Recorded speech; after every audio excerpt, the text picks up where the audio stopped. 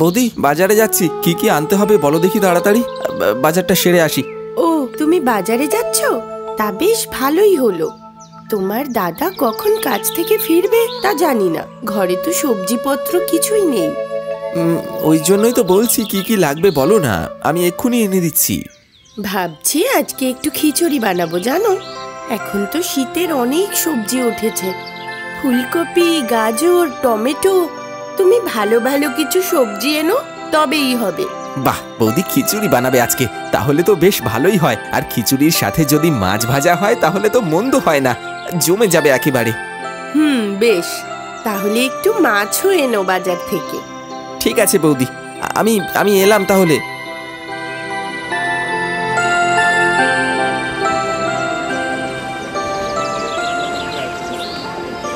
রতনদা, কি সবজি আছে বলো তো? এই যে ভাই, ফুলকপি আছে, গাজর আছে, বিনস আছে, পালং শাক আছে, সবই পাবে। তোমাকে কোনটা দেবো ভাই? তাহলে তুমি আমাকে সবগুলোই 500 করে দিয়ে দাও। রতনদা, আমাকে 1 কেজি টমেটো দাও তো, খুব তাড়া আছে। এই তো বোন, ওনারে ছেড়ে দিচ্ছি। না না রতনদা, তুমি বরঞ্চ ওনাকে আগে দিয়ে দাও, আমি দাঁড়িয়ে আছি।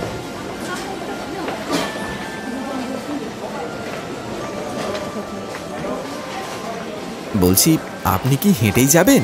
হ্যাঁ, এই তো সামনেই আমার বাড়ি, একটুখানি থাকলেই আমি চলে যাব। ওহো, আর আমার বাড়ি ওই পাশের গ্রামেই।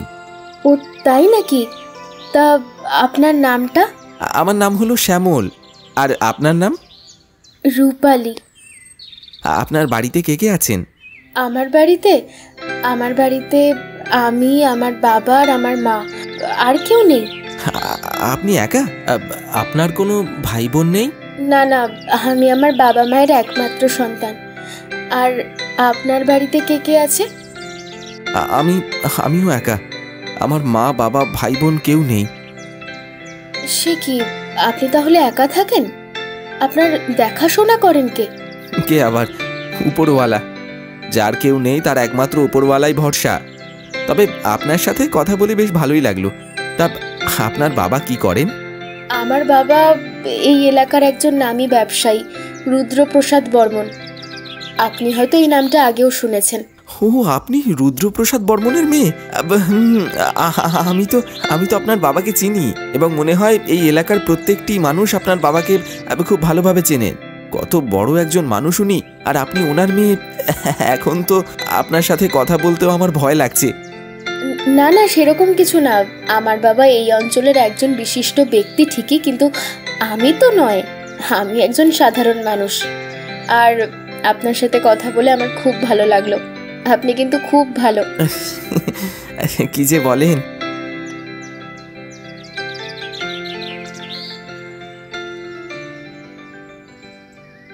এই যে আমার বাড়িতে চলে এসেছি, আজ তাহলে আসি, আবার পরে কথা হবে।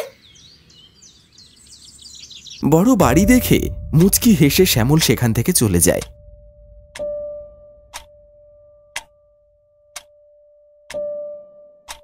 মা, দাদা, বৌদি, একটু এদিকে এসো, তোমাদের সাথে কিছু কথা আছে।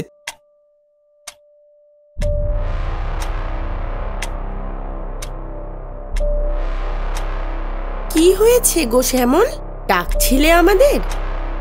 কদিন ধরেই তোমাদের একটা কথা বলবো ভাবছিলাম।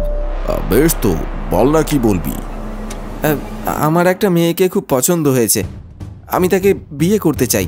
এ তো খুব ভালো কথা বাবা, কবে বিয়ে করতে চাস বল না, আমি এক্ষুনি বিয়ের জোগাড় যন্ত্র সব শুরু করে দেব। হ্যাঁ গো, কোথায় বাড়ি মেয়েটার? তাড়াতাড়ি বলো, আমরাও তাহলে যত তাড়াতাড়ি সম্ভব মেয়েটাদের বাড়িতে যাব, গিয়ে বিয়ের দিনটা ঠিক করে আসব। না বৌদি, ওখানেই তো সমস্যা। মেয়েটা কোনো সাধারণ ঘরের মেয়ে নয়, মেয়েটা হলো এই অঞ্চলের বিশিষ্ট ব্যক্তি রুদ্রপ্রসাদ বর্মনের একমাত্র মেয়ে। কি বলছিস তুই? অত বড় ঘরের মেয়ে আমাদের এই কুঁড়ে ঘরে বিয়ে করতে রাজি হবে কেন? মেয়েটা রাজি দাদা। কিন্তু ওর বাড়ির লোক কেন রাজি হবে তোর সাথে বিয়ে দিতে? ওর বাড়ির লোকও রাজি, তবে একটা সমস্যা। কি সমস্যা? আমি রূপালীকে বলেছি আমি একটা ব্যাংকে চাকরি করি, আর আমার বাবা, মা, ভাই বোন কেউ নেই, আমি একা। শ্যামল, তুই কি করেছিস এটা? তুই এত বড় মিথ্যে কথাটা বলতে পারলি? পরে যখন মেয়েটার বাড়ির লোক জানতে পারবে যে তুই একটা বেকার ছেলে, কোনো রকম চাকরি বাকরি কিছু করিস না, তখন তো ওই মেয়েটার বাবা মা তোকে ছেড়ে দেবে না। তোকে শেষ পর্যন্ত পুলিশেও দিতে পারে। সেসব কথা একবারও ভেবে দেখেছিস তুই? মা, সেসব চিন্তা আমার করাই আছে। বিয়ের পরে বলে দেবো যে আমার চাকরিটা চলে গেছে, ব্যাস। তখন মেয়ের বাবা মা কি কিছু করতে পারবে? তখন বাধ্য হয়ে মেয়ে জামাইকে নিজের বাড়িতেই আশ্রয় দেবে। আর মেয়ের যেহেতু কোনো ভাই বোন নেই, তখন ওই রাজপ্রাসাদের মতো বাড়িতে আমি একাই রাজত্ব করব। তুই ভুল করছিস শ্যামল, এরকমটা নাও হতে পারে। লোভে পড়ে তুই নিজের এত বড় সর্বনাশ করিস না। আমার সর্বনাশের কথা তোকে ভাবতে হবে না দাদা, আমার ভাবনাটা আমি ভেবে নেব। শ্যামল, তুই দাদার সাথে এভাবে কেন কথা বলছিস?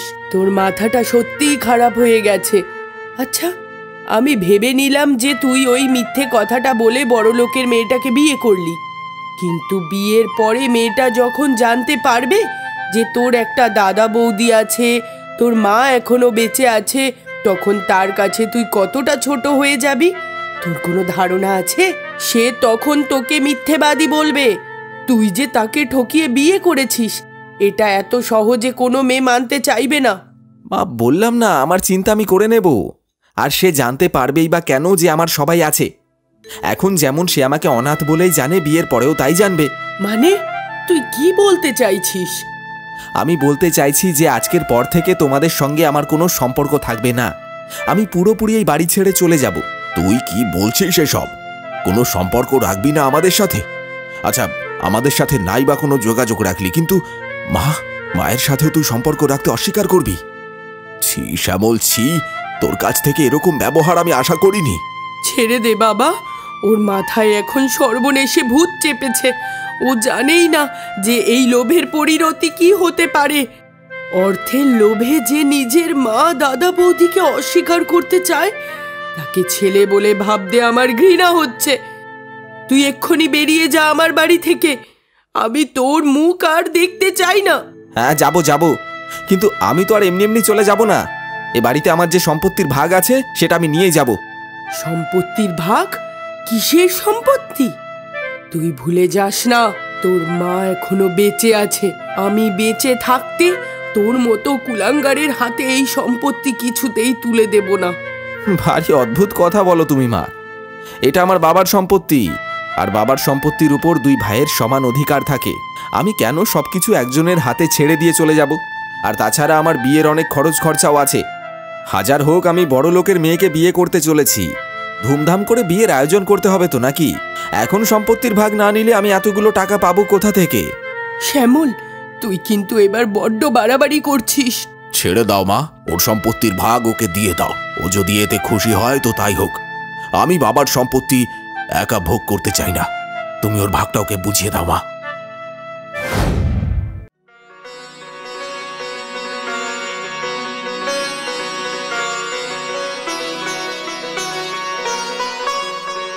এরপর দুজনের বিয়ে হয়ে যায়। বিয়ের পর তারা বড়দের পায়ে হাত দিয়ে প্রণাম করে আর বাড়ির দিকে যায়।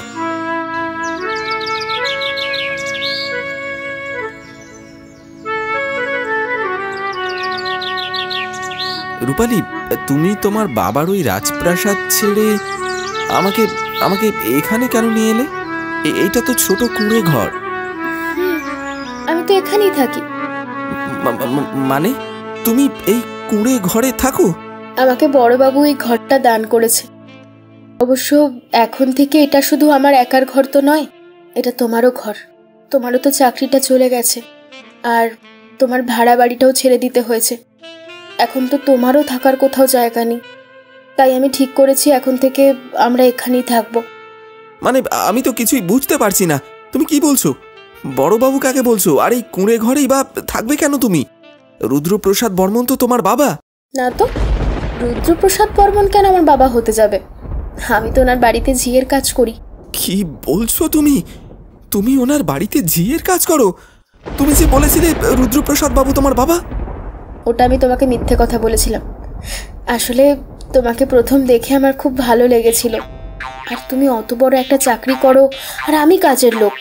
এটা শুনলে তুমি যদি আমাকে পছন্দ না করো, তাই আমি মিথ্যে কথাটা বলেছিলাম।